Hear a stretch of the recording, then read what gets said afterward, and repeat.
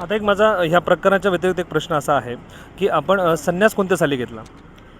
संन्यास आम्ही 2002 साल असेल किंवा 3 असेल. 2002 किंवा 3 साली. मग आपण हा संन्यास कोणाकडनं घेतला? संन्यास हा आमच्यामध्ये पंचगुरू असतात.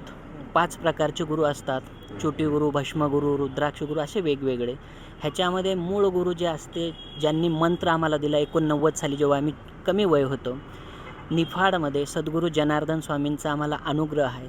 आणि त्याच्यानंतर मग सद्गुरू त्यांचं शरीर राहिलं नाही, मग पंचगुरू दुसरे आखाड्याच्या तर्फे करावे लागतात.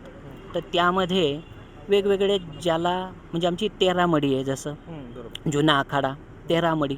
मग आपल्या त्या मढीला जॉईंट असणारे कुठलेही गुरु आपल्याला करता येतात.